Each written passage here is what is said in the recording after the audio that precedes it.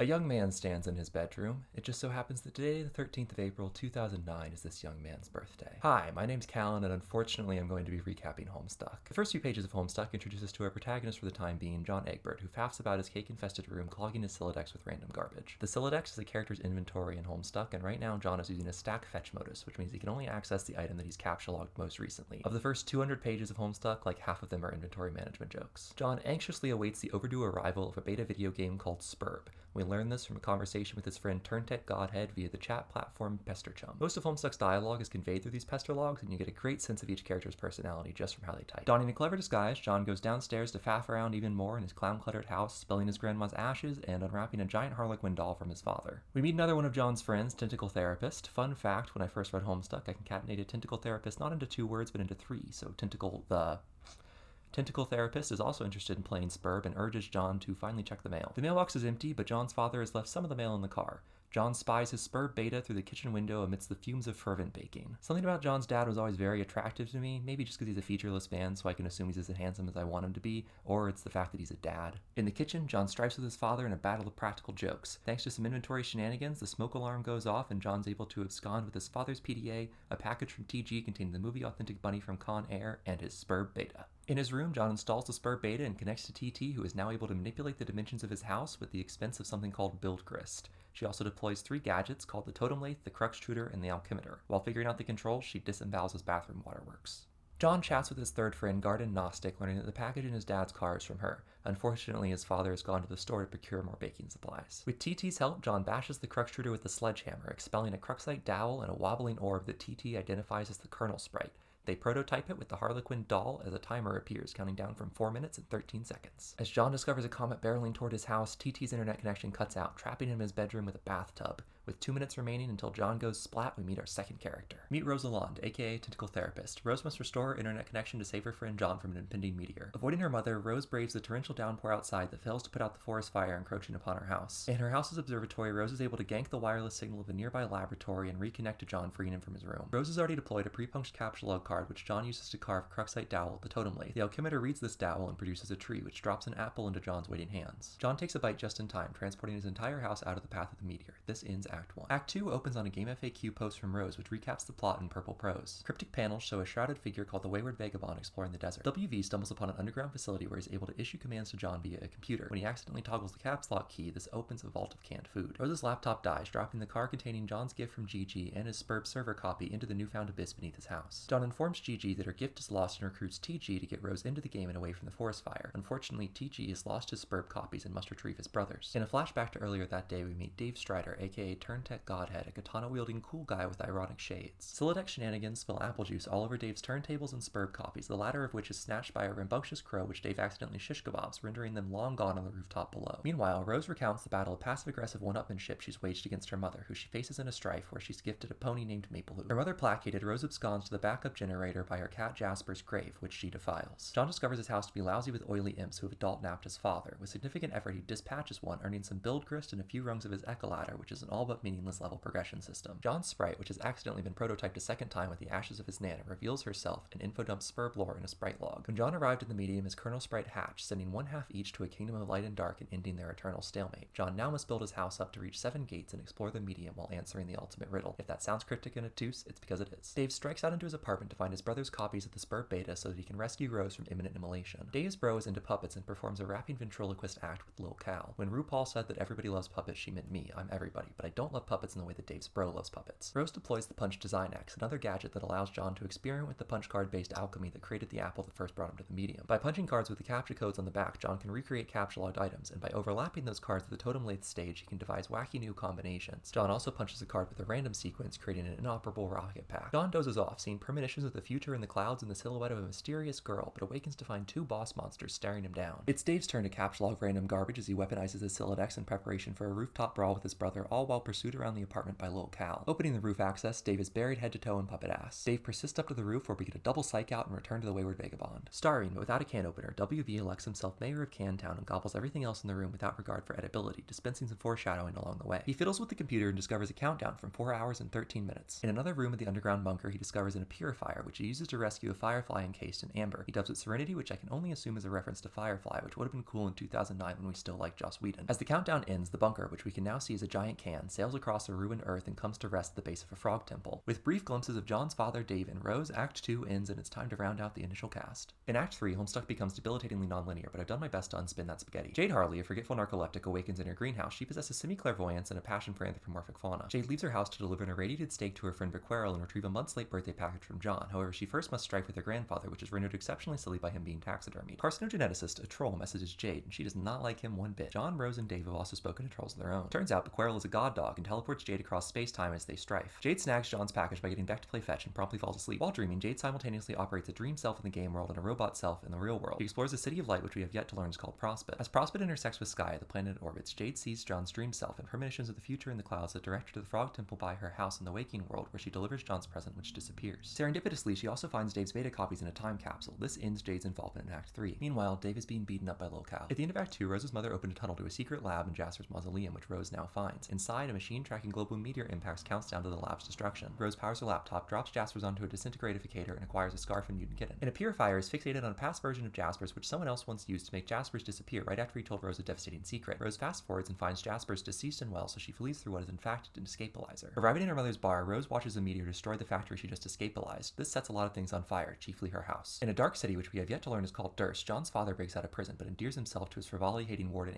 Archagent Jack Knorr by burning his house. Meanwhile, Dave is getting beaten up by his brother. In the future, an apple-shaped vehicle takes off carrying the Peregrine Mendicant. She likes mail. Already arrived at PM's destination, the wayward vagabond accidentally purifies Jade's present from John, which she's completed with a note. The note tells WV to give the package to PM, but they both take fire from the aimless renegade, compelled by law to execute the intruders on his crime scene. WV distracts AR while PM follows Jade's instructions to complete the delivery. The package arrives in the past, where it causes young Jade to first meet John, Rose, and Dave. This is Homestuck's least contrived time travel plot. John has defeated his boss monsters, earning a bounty of grist. Snagging a big piece necessitates jumping into his father's room, which he finds filled not with harlequins, but the artifacts of a comically stoic businessman. John spies some birthday presents, which allow him to look snazzy and finally make his fetch modus usable. With this swag, John alchemizes more swag, a lot of swag. John's room has also been vandalized by imps, or so he thinks, until Rose tells him that the vandalism has been present since she first connected to his Spurb client. She believes John subconsciously drew the graffiti to express a repressed memory. Meanwhile, Dave is done getting beaten up, but he snapped his sword and dismembered Cal in the process. Bro gives Dave his betas, which he installs connecting to Rose. Rose prototypes Jasper's and does a sick catch to smash the bottle from a pre-punched card transporting her house into the game. In a thrilling final sequence, John fights his way through his house up to the first gate and onto the planet below, ending Act 3 and beginning the first intermission. I hope you individuals are ready because this is my favorite part of Homestuck. Homestuck's first intermission is largely inscrutable and a bit of a waste of time, but it's a fun ride. Because of this, there's no point recapping the whole thing, but here are some of the highlights. Throughout Homestuck, we've seen glimpses of the previously unimportant Midnight Crew comic, which takes Homestuck's place on the in-universe MS Paint Adventures website. Spade Slick, who looks suspiciously like Archagent Jack Knorr, is the leader of the Midnight Crew, a playing card-themed gang. Spades and Crew are mid-infiltration of a rival gang, the Felt's Mansion. They're themed around pool, and each member has a different time travel power. The Felt's mysterious leader, Lord English, is secretly Homestuck's final boss, but that won't matter for thousands of pages. The intermission embraces staples of Andrew Hussey's earlier work, Problem Sleuth, particularly in the doubling of items. The text of the comic will refer to an item that will then become something totally different. Notably, there's Spade Slick's rules card for blackjack, which doubles as the Spade's key that he doesn't know the purpose of. The intermission consists of the Midnight Crew offing different members of the Felt, often multiple times because of time travel shenanigans. There's also a surprising helping of jokes about pleasuring oneself. My favorite offings from each member of the Midnight Crew are Spade Slick's triple beheading of Crowbar and 2 Sawbucks, Diamond Drook's riddling Finn full of holes, Club's Deuce's accidental exploding of Doze and Trace, and Heartspot's car's biting Eggs' head right off. The most important thing that happens is Spade Slick traveling to a different timeline where he gets partially blinded by Snowman. Her special power is that if she perishes, she takes the entire universe down with her. By the end of the intermission, Spade Slick has used a crowbar that breaks temporal artifacts to get into the Felt's vault. This transports him to a timeline where everybody but Snowman has perished. In the vault, Spades miraculously finds a use for his key, but not before Snowman rips his arm off. Behind the door is a console connecting Spades to an alien kid that he recognizes and ending the intermission. This whole thing is more than a bit silly, but that's what makes it so fun. All you really need to remember is that the Felt exists and is led by Lord English, plus Spades talking to that alien kid at the end. We now return to form with Act 4. Act 4 opens with a playable Flash game. The game is awesome, but not all that fun, though it does give you an authentically frustrating Celodax experience. Beneath John's house is a planet, the land of wind and shade, populated by exposition-loving consorts who call John the heir of breath. The trolls are major characters from here on out. Carcinogeneticist, who's that alien kid from the intermission, tells John that they're friends in the future. CG's been trolling John backwards in time because he's a dumbass, much to his frustration and John's amusement. The trolls won their own game of Spur, but it went wrong for unknown reasons that they blame the kids for. They now hide in the Veil, a belt of meteors around their session's version of Skya. All the imps have developed whiskers and tentacles now that Rose has entered the game with her prototype sprite. Speaking of Rose, she's arrived in the land of light and rain and her mother's taken off. Jasper's sprite fills Rose in on the lore of her planet. She's the seer of light and must wake up to fulfill her destiny. Jade suggests this is meant literally and tells Rose about dream selves, which are supposed to wake up on Durst or Prospect when a Spur player goes to sleep. Jade's still in the Frog Temple, where the time capsule resets to open in 413 years. Beck, the god dog, catches her and teleports her back to her room. With the new betas, Jade connects next to Dave and prototypes his sprite with the crow he skewered earlier. Dave's pre-punched card makes a big egg, which his sprite confiscates. The sprite nests until it's too late, but Dave is bailed out by his bro, who slices the impending meteor in half, giving the egg time to hatch and sending Dave into the medium and the land of heat and clockwork. John's been speaking to another troll, Gallows Calibrator. She wants to mess with the timeline to prove to the other trolls that it can be done, and John accepts her help because he's a dumbass. GC tells him that he can defeat his planet's final boss, the Denizen, while it's still asleep and jump way ahead in the game. With her help, John fixes the inoperable rocket pack he made earlier and takes off to the 7th gate above his house to defeat his Denizen. Oh no, John's dead. Dave and Rose have spent 4 months in a doomed timeline. They've been hanging out and slaying monsters, planning to send Dave back in time to fix things. As he does, future Rose goes to sleep to try to preserve her consciousness in her dream self. Future Dave prototypes himself and gets past Dave to save John. John goes through a different gate and lands on Rose's planet, Lolar. She's asleep, so John snoops through her stuff, finding his birthday present, which is a resuscitated family heirloom that looks suspiciously like a bunny he's already been gifted today. Rose's dream self, now awake, bonks Dave with some yarn and wakes him up too. Rose wakes up and alchemizes some swag, which she puts to work. Dave wakes up and alchemizes his own swag, including Rose's journals, which he tricked John into showing him the captcha code for earlier. They and his betas are stolen by the draconian dignitary who's working for Jack Nor. Dee takes these things to the Frog Temple in the Vale, where he discards the betas into the time capsule for Jade to find years later. Remember when Jaspers told Rose a secret and then disappeared?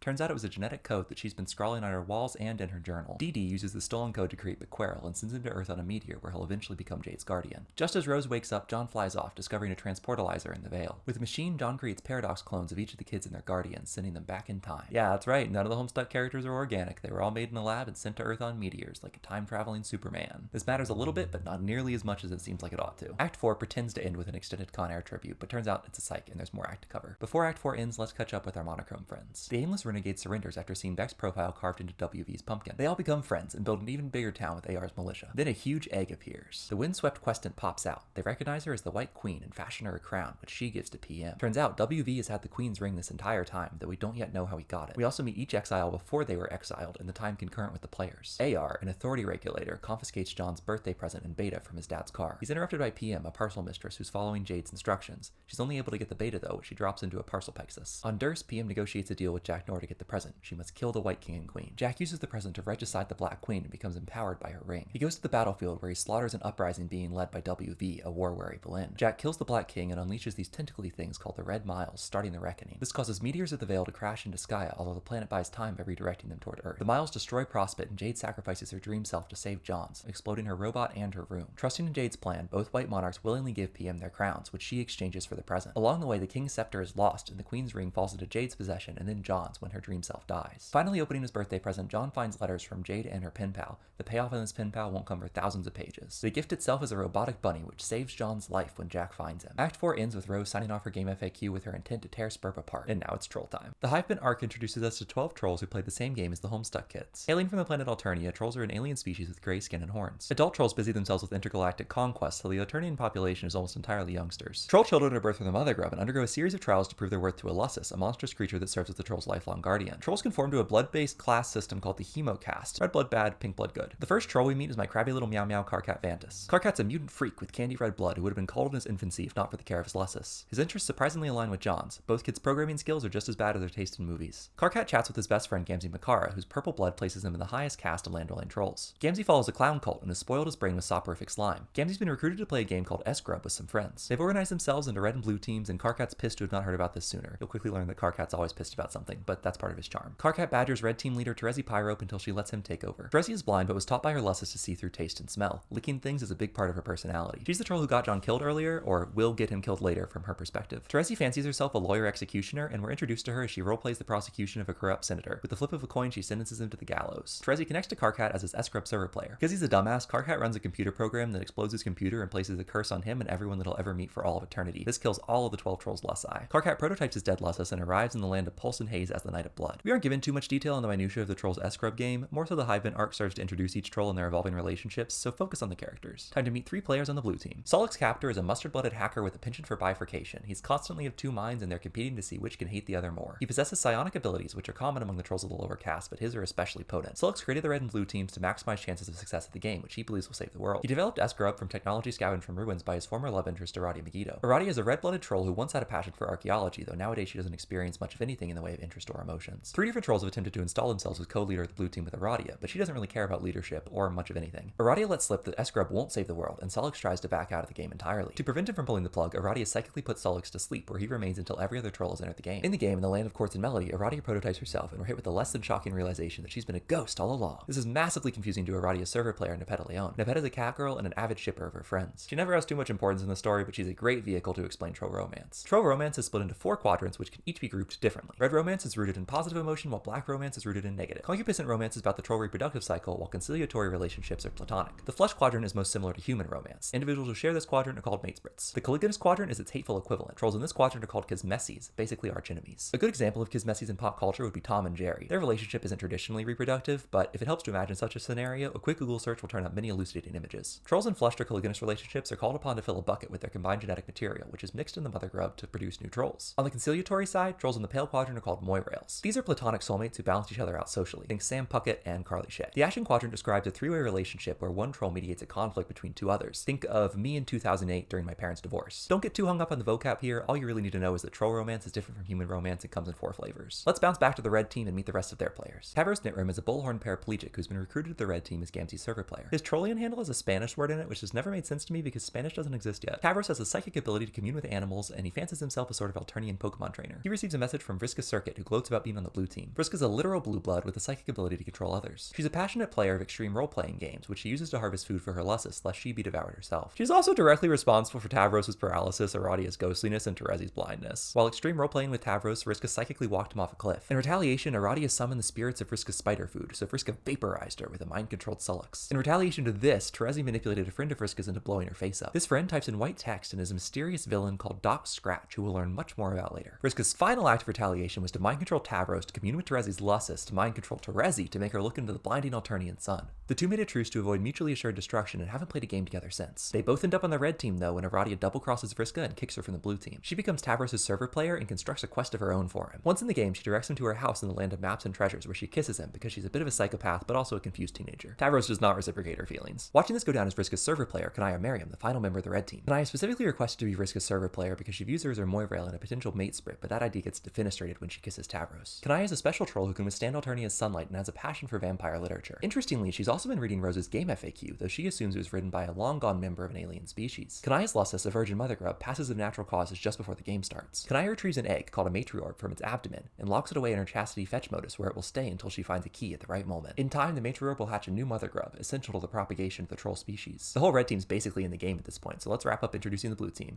Next door to Vriska lives fellow blue blood Equius Zahak. Equius is debilitatingly strong to the point that he snaps every bow he tries to fire, and his touch bruises his lussus. He's also Moirails with Nepeta, but he's kind of gross and controlling about it. He's a hardcore blood racist, has a borderline kinky relationship with Gamzee, and likes to build and destroy robots. When Equius arrives in the game, he delivers a robot body to Aradia, which he's programmed to be in love with him because he's kind of gross and controlling. This produces conflicting emotions for Aradia. The last 2 blue team members are Aridin Empora and Feferi Pixes. Aridin is introduced blasting a whale with a laser rifle. This is the last cool thing he does. In fact, it's the last not awful thing he does. Feferi feeds the whale to her Lovecraftian horror terror of a lussus. Much like Vriska, Feferi must keep her lussus fed, not because it will eat her, but because its voice is a psychic shockwave lethal to all of troll kind. Aridin and Feferi are aquatic trolls and sit atop the hemospectrum. In fact, Feferi's at the very tip top with the royalist blood possible and is heir to the Alternian throne. They have contrasting visions for Alternian society, with Aridin dreaming of genociding all land dwellers and Feferi yearning to dismantle the caste system altogether. This makes them great Moirails, that is, until they get in the game and there's no one left to genocide and Feferi calls off their relationship. Aridin takes this as an opportunity to express his romantic feelings for Feferi, which she does not reciprocate. And whoa, what's this? The teams didn't matter at all. These 2 sessions become one big one as Karkat brings Sullux into the game to try to save his life. He doesn't succeed though. Sullux perishes from Feferi's lussus' aforementioned psychic shockwave, but Feferi navigates to his house and plants a kiss on his lips. This awakens his dream self, which effectively functions as an extra life. Sullux, the lucky duck, gets an extra life. With both teams in one 12-person session, Karkat assumes leadership of the whole squad. The trolls win their game of S-Grub by conspiring with their version of Jack Nor to exile the Black Queen, and then double-crossing Jack and exiling him too. This leaves just one final boss, the Black King. The trolls face him with an army of Aradia bots from doomed timelines and only succeed with the lucky roll of Vriska's dice. Just as the trolls celebrate their triumph, a rift opens in Paradox space. We don't quite learn what this means yet, but the trolls blame the human kids for not being able to claim their reward. And what is that reward? Turns out the point of the game is to create a new universe, and the trolls are the daddies of Earth and all of humanity. As the trolls hide from an unknown monster in their session's veil, we return to the human kids for the rest of Act 5. Part 2 starts at the chronological end of Act 5 because nothing in Homestuck is simple. Karkat talks to John for the first time from his perspective, which is John's last conversation with him. Karkat confesses to having romantic feelings for John. John is not a homosexual. When last we saw John, he just created himself, his friends, and their guardians out of goo and sent them to Earth on meteors. The meteor he's on is crashing too, but he's saved by a Dursite Authority regulator who falls to Earth and becomes the aimless renegade. Remember when the parcel mistress dropped John's Spurb server copy into a parcel Pixis earlier? It catches up to him. Meanwhile, Rose has established contact with the horror tears of the furthest ring, endowing her with magical powers that she uses to tear Spurb apart. She's learning about something called the Green Sun. She's been exchanging information with Kanaya. The other trolls pop up here and there. The biggest players are Vriska and Terezi, who respectively troll John and Dave to stoke their own rivalry. Aridin comes onto Rose and she explodes his computer. Dave shows Gamzee the insane clown posse and it breaks his brain. Equius raps at Dave about muscular horses and says, "Connect blows to discover how invincible pecs serve, interload to uncover his inimitable nectar." Remember how Jade's falling from her room after her dream robot blew up? Beck catches her. She finally becomes friends with Karkat after he fights with his future self in a memo. By the way, Trollian can create memos that anyone can join from the past, present, or future. With John connected as her server player, Jade prepares to enter the game. Simultaneously, Dave Sprite and Bro face Jack Nor, who sets John's planet on fire. Just as John's about to prototype Jade's kernel sprite, Vriska puts him to sleep. She wants to be responsible for Jack becoming an invincible monster because she believes she'll be the one to kill him. With John asleep, Jade struggles to break the pinata that will send her into the game. There isn't enough time until Beck prototypes himself and hits the meteor with a psi blast that levels the whole world. Jade snipes the pinata and arrives in the land of frost and frogs. Don't forget, Jack is mid-fight with Dave Sprite and Bro and receives Beck's god powers from the prototyping. The fight takes a turn for the worst as a sea of flaming oil threatens to consume John. John has instances from immolation. On ruined Earth, WV urges him from a command console to do the windy thing. The windy thing puts out the fire. Vriska instructs John to ascend to God tier, the highest point a player can reach in the game. God tier awards conditional immortality. A death is only permanent if it's heroic or just. Vriska achieved God tier in the troll session after Aradia beat her to the brink of death. To reach God tier, a player must die on their quest bed. Vriska doesn't tell John this though, not until after Jack has stabbed him. John is reborn as a God tier Heir of Breath on the battlefield. Heir of Breath is John's title within the game. Each of the kids in Trolls has one. It's a combination of a class and an aspect. Classpect. I'm currently wearing my Aspect of Breath hoodie from middle school. John befriends WV, who now has the Queen's Ring, and finds his dad's wallet, which contains a car that they fly around with John's new wind powers. Also on the battlefield is Jack Nor, who's murdered John's dad and Rose's mother. He's inherited Beck's love of Jade though and can't hurt her himself, so he instructs the courtyard droll to assassinate her. Dave has been pestering Terezi about God tier. She tells him that he won't reach it and uses some time shenanigans to prove it. Having entered the game, Jade bounces around the medium in a superpowered brawl with an imp, which Beck Sprite vaporizes. She prototypes her taxidermy dream self, which her grandpa has stored in her attic. She's been dead for a long time though, and she starts blubbering when Jade requests she go fight Jack Nor. While in the attic, Karkat instructs Jade to turn off a fenestrated wall that creeps him out. This is Homestuck's metafictional fourth wall, and on the other side is Andrew Hussey's self-insert. With help from Karkat and Kanaya, Jade begins to breed frogs, which is how the game's ultimate goal of creating a new universe is achieved. The goal is to create a frog called Billy a Slick that will contain the new universe. Remember Doc Scratch, the villain from the Trolls universe who blew Vriska's face up? He's been talking to Rose. Scratch works for Lord English, Homestuck's secret final boss, and wants to die to bring him into existence. With his help, Rose has formulated a two-part plan involving the Green Sun and a game mechanic called the Scratch. Apparently, Doc Scratch and Bequerel are the same type of creature called First Guardians and draw their power from the Green Sun. At Rose's direction, John retrieves a bomb called the Toomber from the battlefield, which she hopes to use to blow up the Green Sun, depowering Jack. The other part of her plan, the Scratch, is built into the game to reset a universe that won't produce a successful session. This will effectively kill the kids as we know them, creating an entirely new universe where they live different lives. Rose has found a white cue ball planted in the humans universe by Doc Scratch, which works like a magic 8-ball that always gives accurate predictions. Learning about her mother's death, Rose asks the cue ball if she can trust the horror terrors and accepts their power, turning grimdark. She flies off to fight Jack with John on the battlefield. Jack makes short work of John and begins to duel Rose. We catch up with the trolls in a series of flash games. They're still hiding out in a meteor in the Vale after Beck Nor inexplicably entered their session just as they were about to claim their prize. While waiting around, Kanaya and Equius equip Tavros with some robo-legs. Karkat passes out at the sight of blood, finally awakening as his dream self just in time for Jack to destroy Prospect. Terezi received a transfer of 413 boon bonds, a fortune in the Spurb in-game currency. This transfer came from Dave in the future and directs the trolls to contact the kids for the first time. We later learn that Terezi's responsible for Dave sending this money in the first place. Meanwhile, Feferi has been working with the horror terrors of the furthest ring to set up dream bubbles for her teammates whose dream selves have died. The dream bubbles really come out of left field and didn't make any sense to me the first time that I read Homestuck. In summary, they're a place where living players go while asleep if their dream selves are dead, as well as a permanent resting place for any dead players, including those from alternate timelines. Jack moves on to destroy Durst, set to Toby Fox's Megalovania, which sounds like this. At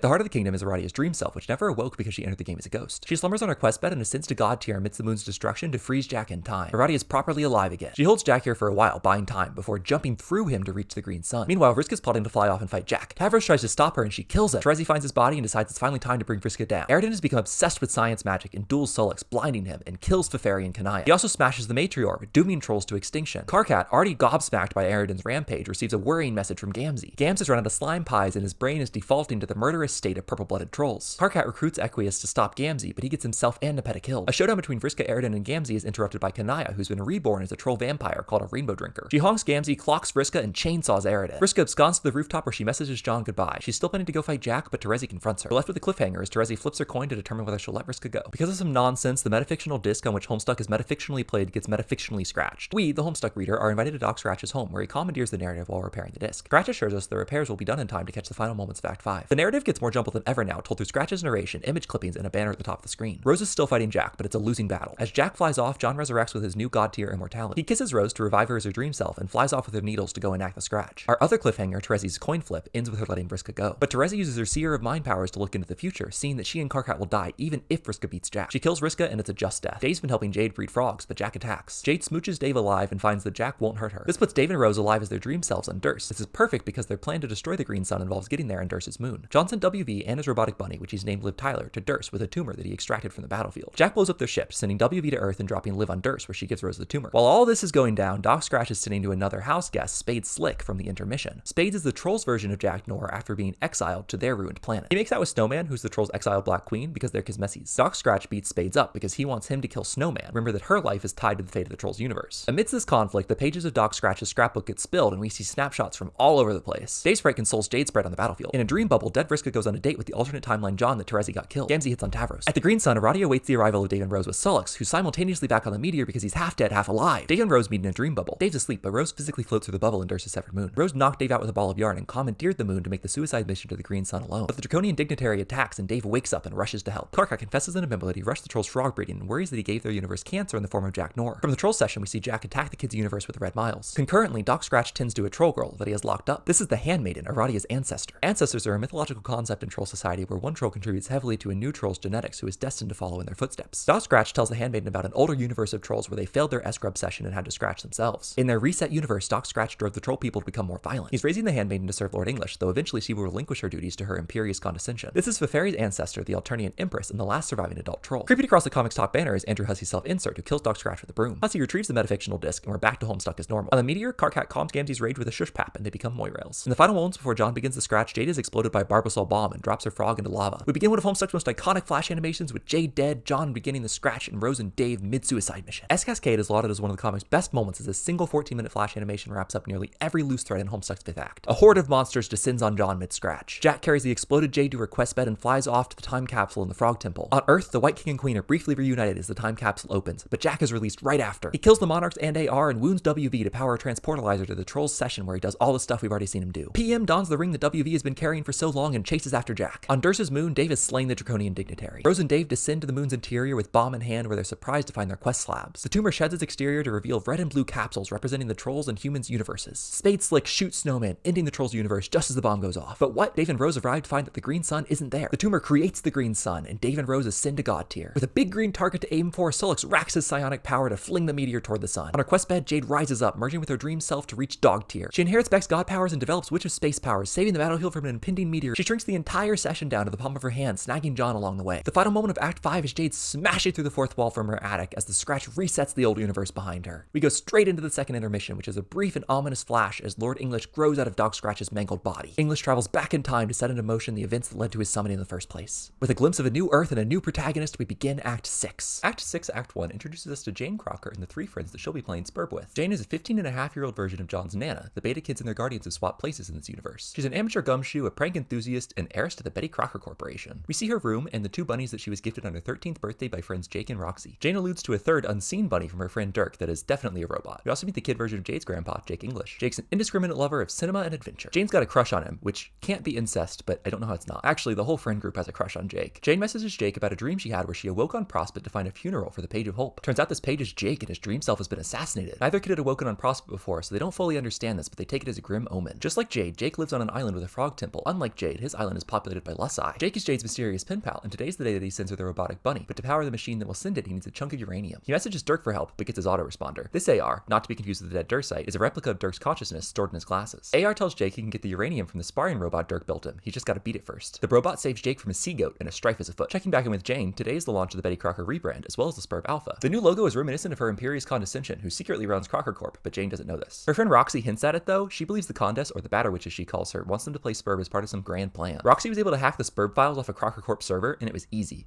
Too easy. She offers to send them to Jane, but the mail's just arrived, and Jane decides to get her physical copies. The problem is, her dad has forbidden her from leaving the house after a string of assassination attempts. She's literally homestuck. She gets Dirk's robotic bunny, which she's named Little Sebastian, to move the fridge. This alerts her dad, so she scampers to the mail, where a bomb goes off. This explosion sends us into Act 6's first intermission. Act 6 is split into its own sub-acts, and in between those we have intermissions where we catch up with the beta kids and the trolls. After breaking through the fourth wall, John and Jade cross the Yellow Yard in Andrew Hussey's study. They're traveling to the Alpha Kids session, where they'll meet up with Rose, Dave, and the surviving trolls. But this journey will take 3 years. Thankfully, they have the inhabitants of their entire session to keep them company. Preparing for their own 3-year journey, Rose and Dave get acquainted with Karkat, Terezi, Kanaya, and Gamzee. Aradia and Sullux are there too, but they're staying behind to take care of the dream bubbles. Kanaya considers staying, but Aradia convinces her she still might be able to repopulate the troll species. Plus, Rose asks her nicely to come. Aradia tries to throw a funeral, and Karkat yells at everyone a lot. While no one is looking, Gamzee retreats into the meteor with all the trolls' corpses. It's a lot of fun seeing everybody interact like this. This is the first time Homestuck characters have actually properly spoken to each other in person. They are interrupted by the arrival of WV, who will join them on their journey. Rose uses her new Seer of Light powers to chart a course through the furthest ring to the Alpha Kids session. Aradia and Sullux provide a psychic send-off to the meteor's journey. Jack follows the meteor, followed by PM, and a 3-year chase is afoot. With Jade's green sun powers, John's able to send a note to the meteor, but he sends it in a bucket, which is salacious in troll culture. Jane watches premonitions of the future in the Alpha Kids sky as we return to Act 6. Since getting blown up at the end of Act 6, Act 1, Jane's been awake on Prospect, where she's murdered by Jack Knorr. The agents are being so murdery because Durst is under new management by her imperious condescension. Jack blows up Jane's whole dream tower, but her dream self resurrects because of her powers as the Maid of Life. Real-life Jane survived the mailbox explosion. This is thanks to a creature she and her friends call Godcat, who's apparently always messing with them. G-Cat is a first guardian with the same abilities as Bequerel and Dog Scratch, but is being mind-controlled by the Condes. I'm not a fan of its nose or its green tongue. Jane tells her BFFC Roxy about how she just got blown up and stabbed. Roxy Lalonde is a wizard-obsessed hacker with a drinking problem. Besides my crabby Meow Meow, Roxy's probably my favorite Homestuck character. I like her funny typos. Her house is lousy with mutant cats and fenestrated walls. These walls are just like the one John and Jade are traveling through right now and create shortcuts across the furthest ring. Roxy and Dirk live 413 years in the future on a post-apocalyptic Earth. Jane has never believed this, but is convinced by her recent near-death experiences to be more open-minded. Roxy still feels the need to prove it though, and purifies Jane's copy of Colonel Sassacre's daunting text. But G-Cat's interference drops the book on Roxy's cat. This is Jaspers, who Roxy accidentally purified while Rose was a kid. She defenestrates herself into her house's lab, telling Jane not to play Spurb without her. Roxy sends Jasper's body back to Rose, but when she tries to return home, G-Cat teleports her plane to Dirk's house where it's unplugged. A troll who's aesthetically reminiscent of a fairy attacks, and Roxy absconds back to the lab, which is full of carapations. Jane goes ahead and runs the files that Roxy sent her, but they explode her computer. Roxy set this up to dissuade Jane from playing Spurb. Remember that she thinks this is part of the Batter Witch's plan. Jane instead connects with Dirk as her server player. Dirk Strider is a puppet fetishizing roboticist. Because he's a total tryhard, Dirk is constantly awake as his dream self, and he watches Roxy sleepwalk off into the furthest ring. The hegemonic brute attempts an assassination. While Dirk challenges the Dursite Arc agents, Jake is getting beaten up by Brobot. Jake passes out and goes to the dream bubbles, remember that his dream self is dead, where he sees a new troll aesthetically reminiscent of Vriska. He's love-struck because she fulfills 2 of his niche fetishes. Bad news for everybody else. Jake tells Roxy about the blue girl, who says that he's got to message Jane right now before her feelings get hurt. Jane panics and denies having any feelings for Jake, who then asks for help on Dirk's courtship, and she accidentally gives him some really good advice. Despondent, Jane decides to go ahead and enter her session, but G-Cat prevents her from prototyping anything. Jane watches her imperious condescension ship arrive on Earth just as her house disappears. We skip forward in time to what Dirk and Roxy consider to be the present day. Dirk faces Crockerbots in an oceanic landscape, and Roxy lives in a hyper-urban chess grid. This reveal is the last note of Act 6, Act 2. Act 6's second intermission opens with Andrew Hussey's self-insert. Hussey has rebuilt Spade Slick from the first intermission into a robot. Hussey's trad wife, Miss Paint, runs into Lord English, who executes Hussey. Hussey's ghost goes to a dream bubble where they propose to Vriska. 1 year into the kids' voyage to the new session, Karkat argues with himself in a memo. Terezi and David become good friends while helping WV to rebuild Cantown, and Karkat feels alienated. Rose and Kanaya have been researching the future. They have foreknowledge of the Alpha Kids session, specifically that they'll fail to prototype any of their sprites before entering the game. This results in a null session where they won't be able to breed a Godfrog, but the Beta Kids are bringing their whole session with them, including their Godfrog. Karkat and Dave fight about troll romance as the meteor enters a dream bubble. A year into their own journey, John and Jade are playing a Ghostbusters MMO. They haven't visited many dream bubbles, so they haven't had much contact with the meteor crew. When John gets knocked out, he follows Roxy's sleepwalking dream self through a dream bubble. There they see the fairy-looking troll. This is Mina Pikesies, and the troll that Jake saw earlier is Arania Circuit. They're from the session of trolls that scratch to create Alternia. Mina's hunting Roxy, but John jumps in the way of her trident. Arania meets Terezi, and they join up with the rest of the meteor crew. This meeting takes place in the next act. The Alpha Kids have been talking to an alien heavily implied to be a troll. This isn't a troll, but a cherub named Calliope. Calliope is a Homestuck fangirl who shares a body with her evil brother Caliborn. The siblings are introduced via a chess match. Calliope has won every game they've ever played, but Caliborn tricks her into forfeiting by disguising as king and queen. We'll catch up with the cherubs at the end of Act 6, Act 3. The Alpha Kids' Jack Knorr was caught by the White Queen after trying to kill Jane for the second time.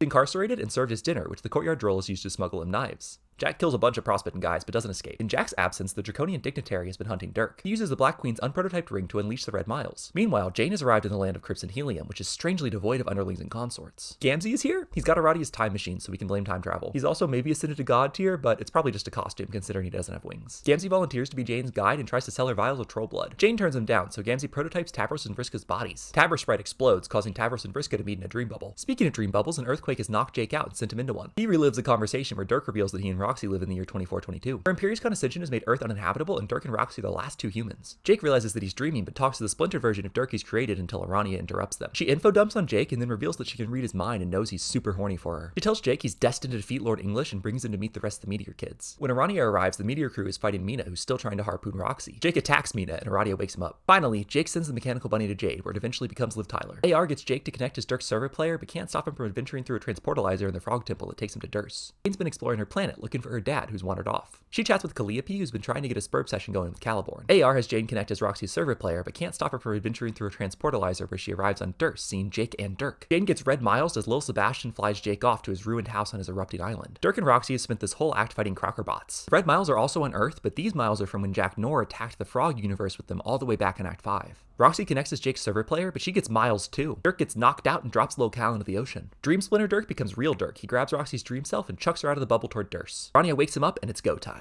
Robot number 1 handles game entry stuff as Dirk rocket boards through Roxy's fenestrated wall. He smooches Roxy awake as her dream self and uses robot number 2 to get her house ready to go to the game. Dirk decapitates himself with a Syndicator. His head arrives in front of a sleeping Jake as a mysterious bucket of water awakens him. AR tells Jake that he must kiss Dirk's head to activate his dream self. Dirk kisses Jane alive as her dream self on Prospect. He flies into the time capsule with Roxy, emerging into the Frog Temple where he snags Jane. Dirk scoops a bucket of water to splash on Jake, waking him up where he kisses Dirk's head. All 4 kids enter at once along with Dirk's robots. Also prepared to enter the game is Caliborn, who's reached premature dominance over Calliope. Caliborn's kernel sprite turns into a black hole and sucks him into a single-player session of Spurb. Surprise! Caliborn is baby Lord English, more or less. Lord English has been destroying dream bubbles, and Mina wants to raise an army of ghosts to go stop him. In 3 flash games throughout Act 6 Intermission 3, Mina tries to recruit the trolls from her Spurb session. These trolls, called Dancestors, are from the planet before us, which had a caste system based not on hierarchy but beneficence. We've already met Arania Circuit, the exposition-loving spider troll. She refuses Mina's invitation because she's been looking for Calliope's dream ghost, hoping that she'll be able to go fight Lord English. Other notable Dancestors are Kurlaz and Mulin. They worship Lord English on the down low and made Gamzee's costume. These games culminate in a mini-strife between the alpha and beta trolls led by Mina and Vriska. On the Meteor, Rose has gotten drunk in anticipation of a date with Kanaya, which has made her late for said date. They kiss in a very cute scene that ends with Rose falling down some stairs. Elsewhere, John celebrates his 15th birthday by watching his favorite movie, Con Air, but he realizes that it sucks. Jade is bummed out too because Dave Sprite's just broken up with her. John tantrums himself into a nap where he runs into Beck Knorr. Jack stabs him, but John discovers a sick new power where he can turn into wind. John sees Rose and puts a silly hat on Jack, who flees. John continues to explore the dream bubble and runs into Tavros, who's dropped the ring that Andrew Hussey used to propose to Vriska last intermission. John pockets the ring just as Tavros wakes up. They squabble as Vriska arrives and fills John in on what she's been up to since dying 2 years ago. Vriska's hunting a fabled treasure that can be used to defeat Lord English. She's got a bunch of blank maps that are filling in as Lord English destroys dream bubbles. Mina shows up and John gets forked in the mini-strife but awakens with the ring. Act 6, Act 4 is a single flash animation that shows us what the Alpha Kids have been up to since entering their session months ago. Their planets are all as desolate as Jane's, a product of their kernel sprites being unprototyped upon entry. Act 6 Intermission 4 follows Caliborn, who's entered a unique single-player session of Spurb. His entire planet, which is a ruined Earth for reasons that we'll get into later, was sucked into his session with him, and his sky is clouded over. Gamzee is here. He's got wings now, but they're revealed to be fake when Caliborn shoots him up. Good thing clowns are hard to kill. At a weird satellite tower, Caliborn talks directly to Andrew Hussey through the narrative prompt. Caliborn must explore ruined Earth to collect keys to unlock screens on different satellite towers. This will show him more of Homestuck and eventually allow him to progress to his planet's core. There, he'll meet his denizen, Yada Bayoth, and be offered the choice. His choice is to continue to play the game to the detriment of everyone who will ever live, or to stop and spare them all a great evil. Gamzee vomits up some keys, allowing Caliborn to unlock his first screens. We see the Alpha Kids Jack Knorr in jail as we proceed to Act 6, Act 5. Jake's been carrying around a fenestrated wall that his grandma stole from their Spurb session. This is the wall Jade and John are traveling to in their 3-year journey. Jake is hiding from Dirk. They've been dating for months, and Jake finds him intense and overbearing. He confides in Aerosol Sprite, Gamzee's unholy fusion of Aridin and Solix's bodies. Jake messages Jane to complain, and he's forgotten about her birthday. He talks her ear off about his relationship, and she flips out. Roxy and Fafetta Sprite try to console Jane, but she runs off. Also, Roxy is sober now. Caliborn messages Jane to call her fat and tells her that her dad's dead. This isn't true. He's on Durst, where the Draconian dignitary is taking good care of him. Also on Durst is Roxy, who's been teleported here by G-Cat and imprisoned by the Condes. Roxy meets Calliope in a super secret dream bubble hidden from Lord English. She warns Roxy that a big fight's coming tomorrow and advises her to ascend to God tier. Rose shows up and Callie freaks out. A light player is likely to attract Lord English, so she wakes both the Lalons up. The Condes wants Roxy to use her Rogue of Void powers to materialize a new matriarch, but Roxy doesn't know how to do this. To help, she's given Roxy the unprototyped Queen's Ring, which Roxy uses to turn invisible and escape. Dirk is busy with his autoresponder, which has taken the name Lil Hal. Hal wants Dirk to prototype him, and after a lengthy debate, he agrees to. Unfortunately, Gamzee has already prototyped Equius' body, and Dirk says fuck it. Caliborn messages Jake and gives him the captcha code for his Juju, which is a magic item that can combine with his sister's Juju to do something super magical. Caliborn is giving it away because he's found a better Juju, Lil Cal. Jake gives Jane the Juju code as a birthday present, just as Calliope messages her and gives her her own Juju code. The Jujus are lollipops that snap together and entice Jane to lick it. Jane enters Trickster mode, which is kind of like being on magic drugs. She blasts off, transforming her planet and ending Act 6, Act 5, Act 1. High on Trickster mode, Jane hunts down Jake and confesses that she's in love with him. She kicks him off a cliff and into Trickster mode himself. They decide to get married and have so many babies. They fly to Durst and smash a pumpkin over Roxy's head, looping her into their marriage and baby plan too. She takes them to her planet where they grab a Feta Sprite and break Roxy's sobriety. Roxy kisses Dirk into Trickster mode, but he's too cool for it to work. Trickster Dirk tells Jake off for running away and breaks up with him. Aerosol Sprite and Arqueus Sprite fight over Feta Sprite, and the conflict tears her apart. The Tricksters alchemize legendary weapons and some silly Christmas shit. We snap back to Act 6, Act 5, Act 1 as the kids recover from a wicked candy hangover on their quest slabs. In double time, the Alpha Kids sort their shit out. Dirk and Jane agree they overrated the allure of Jake English, and Jake relays double apologies to Jane and Dirk through Roxy. In his Prospect jail cell, Jack Knorr receives a gift from Gamzee. He stares into Lil Cal's eyes and is possessed by Lord English. He begins destroying Prospect. Simultaneously, the Condes pulls her ship up and begins to blast Durst with her psionic powers. Both planets explode and the kids ascend to God tier. Roxy is the Rogue of Void, Dirk is the Prince of Heart, Jake is the Page of Hope, and Jane is the Maid of Life. As Jack attacks, Jade appears. The Beta Kids are here. She teleports Jack super far away, but the Condesce springs her trap. She uses her commune abilities to turn Jade Grimbark and teleports a mind-controlled computer onto Jane. Jade teleports Dirk super far away in the other direction. Roxy and Jake get thrown in prison as the Condesce celebrates. Before we can resolve the Alpha Kids chaos, we got another intermission. This intermission has intermissions where we catch up with Caliborn. He's completed his quest on Earth and made a deal with his denizen. His session works like pool with 15 planets to knock into a black hole. As he goes, he unlocks members of the Felt from the first intermission. Also from the intermission, Spade Slick survived Lord English's attack on Hussey's manor. He snags English's discarded gun and befriends Miss Paint. She gives him a voodoo doll from the first intermission that revives all the Felt members. He takes charge of the gang and returns to Doc Scratch's apartment, now inside the Green Sun. Spade stuffs the Felt, Miss Paint, and a horse butler into an oven and uses an emergency exit to the Alpha Kids session. Also arriving in the Alpha Kids session is the meteor, which shows no signs of slowing down. Karkat messages Dave about a problem. A pantsless Terezi is asleep in a Fago coma. She's developed a full-blown cosmessitude with Gamzee, ending her relationship with Dave and ending Gamzee's more allegiance with Karkat. Terezi wakes up and her eyes are healed. Gamzee got in her head and she asked Arania to heal her with her god tier powers. Rose isn't doing much better. Inspired by her mother, she's developed a drinking problem. Kanaya finds her sloshed, working to relocate Cantown. Already in the Alpha Kids session, Dave Sprite bids goodbye to John. John's asleep, adventuring in a dream bubble with Vriska, Tavros, and the Dancestors. They're joined by Aradia and Sullux, who's fully blind now since part of him got ripped into Aerosol Sprite. Lord English has smashed enough bubbles for them to track down the treasure. Arania and Vriska have been mind-controlling parties of ghosts to use as bait. While they're traveling, Arania info dumps about cherubs. Cherubs are an asocial species that turn into giant snakes to mate. Vriska interrupts her story just as she's getting into the intricacies of leprechaun romance. They find the treasure, and along the way, Arania squeezes in one more story about the Rings of Life and Void. The Ring of Void was given to Roxy by the Condesce and has since been lost. Vriska realizes that Hussey tried to give her the Ring of Life, which would have revived her. She blames Tavros for losing it, and he finally stands up to her, flying off. Sullux leaves as well with Feferi and Nepeta, who arrived after Fefeta Sprite exploded. John realizes that he still has the Ring of Life IRL, but he's not so sure about giving it to Vriska. She's annoyed, but presses on to find the treasure anyways. This treasure was once given to Caliborn as a reward for slaying his denizen. Vriska dumps it on the floor, and John sticks his hand through it. His arm gets distributed all throughout Homestuck, and he disappears. He wakes up and zaps through different Homestuck scenes, eventually arriving in the Alpha Kids session. Grimbark Jade teleports the meteor crew to John, and the intermission ends. Remember the good old metafictional disc on which Homestuck is metafictionally played? Well, we've reached the end, and there isn't another one, so Caliborn takes over the story with his own comic, Homestuck. Caliborn has achieved god tier and almost won his Spurb session. At the pinnacle of his victory, he will now satirize Homestuck. Homestuck John faffs about his cake-infested room until he's obliterated by a meteor. Caliborn accidentally toggles his caps lock and releases the Homestuck Act 6 Act 6 cartridge. He stuffs it full of candy to ensure that we can't escape Homestuck. With Caliborn in charge, the main story is now relegated to intermissions. Grimbark Jade has filled out the Alpha Kids session with the Beta Kids planets. She rides the meteor through a portal to Earth where she shrinks the planet down and capsule logs it, but this is interrupted by shitty JPEG artifacts created by Caliborn. We last saw the trolls and Beta Kids as Grimbark Jade teleported them to John. Jade has since scattered them throughout the Alpha Kids session to complete various tasks necessary to winning the game. Remember that this will create a new universe which the Condesce, who's controlling Jade, wants to rule. On the land of light and rain, Terezi and Rose nurse hangovers while hounded by JPEG artifacts. John zaps by and blows away all the shittiness. Rose directs him to get in contact with the Alpha Kids while Terezi makes a blindfold to go clown hunting. On the land of frost and frogs, Karkat and Kanaya are instructed to retrieve the god frog from Jade's denizen, Echidna. Echidna has had the frog since Jane got blown up 3 years ago and dropped it into the volcano. To pressure them to comply, Jane kills Karkat and resurrects him with her new god tier power, which she can only use once per person. On the land of heat and clockwork, Dave is moved to comedic tears by his old ironic selfies as John zaps by. This attracts Jade, and John zaps away. Jade alchemizes a new sword for Dave, which is fated to deal the final blow to Lord English. She challenges him to a fight, purportedly to make him stronger, but really she's working through some issues from her relationship with Dave Sprite. In the background, 2 Johns appear. One of these Johns initially interrupted the scene, but he's interrupted by the second John. This demonstrates John's new retcon power, which lets him change the past without creating a doomed timeline. Future John tells current John to go find Roxy, and we catch up with the Alpha Kids. Dirk flies toward the session after getting teleported away by Jade. On Durst, Robo-Jane fills Jake in on her post-session plans. She will rule the new universe under the Condesce, with Jake as her trad husband. This stresses Jake out so much that he manifests Dream Splinter Dirk in real life. Roxy's in Durst prison again, and the Condesce still wants her to make the matriorb. She succeeds in making a perfectly generic object, and John finds her in a fort of them. They regale each other with stories of their respective sessions, and John offers to give Roxy the Ring of Life to revive Calliope. This excites her so much that she's able to summon a fucked up matriorb hybrid. But when John returns to the ship to get the ring, it's gone. The intermission ends and we're back to Homestuck. John got blown up, so Dave's the new leading man. With an entourage of top flight females, he embarks on a quest. The real John zaps into the story, and Caliborn buries him in shitty days as we hop to Act 6 Intermission 2. Gamzee is nabbed the Ring of Life. He's under Arania's control, and she revives herself with the ring. Mina calls Arania, and she explains her plan to sabotage the session to ensure that Lord English is never created. She mind controls some psychic ghost to transport herself to Durst, drawing Jane and Jade's attention. She visits Jake and uses her Sylph of Life powers to unlock his potential as the Page of Hope. The page explodes, projecting an aura that shoots off angels and gives Roxy the opportunity to escape from prison. Jade can't penetrate his Hope field, so she swaps out Durst for her own planet, where everyone in the session converges. Jade uses some wild green sun powers to project her own field, but Jake overpowers her and she's knocked out. Arania drops Jade's house on her, killing her for real. Arania senses Roxy sneaking up on her and puts her to sleep as Jake manifests Dream Splinter Dirk. Jane goes to revive Jade, but mind-controlled Gamzee attacks. Terezi joins the fray against Gamzee, freeing Jane, but she can't get to Jade as Becknor and PM fly off with her body. Jake believes so hard that he makes Dream Splinter Dirk real, but Arania is unkillable with the Ring of Life. Instead, Dirk uses Prince of Heart powers to rip out her soul. This diminishes Jake's hope field, making Dirk less real. Rose arrives and Dirk tells her to escape with Roxy's body. Jane takes the opportunity to fork Jake, inadvertently saving Arania as Dirk disappears. Gamzee's mind control breaks and he enters rage mode. Arania tries to put Jane to sleep, but her computer brain is too strong. Jake revives with his god tier immortality as Gamzee fights Terezi. As the Condesce pulls her ship up, Act 6, Act 6 Intermission 2 ends. Caliborn has developed a new art style. It's anime. As Caliborn inserts himself into Homestuck, John appears and attacks. S Game Over begins and we jump between John fighting Caliborn and Act 6,